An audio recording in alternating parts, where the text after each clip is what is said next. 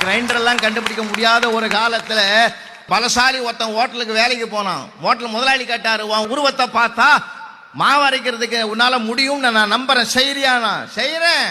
மாச சம்பளம் 300, 3 வேளை சாப்பாடா? ஆஹா, இதை விட என்ன வேணும்? அப்படியே மாவு அரைச்சி ஒண்ணும் இல்லை, அது மாவை எடுக்கும் போது எனக்கு காட்டு, வேற ஒண்ணும் பண்ண வேணாம், அவ்வளவுதானே.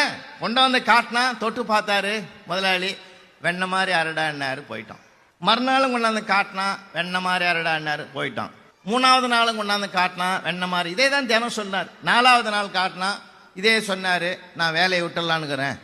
ஏன்டா 4 நாள் தான் ஆச்சு, அதுக்குள்ள உனக்கு ஏன் அந்த சலிப்புன்னாரு. நீ 3 நாள் சொன்ன, அதில் நியாயம் இருக்குது.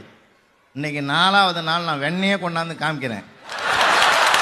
நீ இதையும் போட்டு பார்த்துட்டு வெண்ண மாதிரி அரடான்னா உனக்கு குறையதான் பார்க்க தெரியுமே தவிர நிறைய பார்க்க தெரியாது. மாண்பு நீதிபதி அவர்களே, நான் ஒரு தடவை ஜெயிலுக்கு போனேன். தப்பா பார்க்காதீங்கய்யா, பேசுறதுக்கு தான். ஒரு 200 ஆயுள் கைதிகளை ஒன்னா உட்கார வச்சு 1 மணி நேரம் நான் ஸ்டாப் ஹியூமரை பேசிக்கிட்டு இருக்கேன். அதில் ஏதோ 1ஆம் கிளாஸ் என் கூட பட்சம் உள்ளகிறான்னு எனக்கு தெரியாது. அவனை நன்றி சொல்ல கூப்பிட்டாங்க.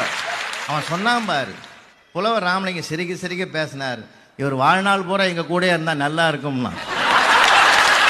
நான் என்ன சொல்ல,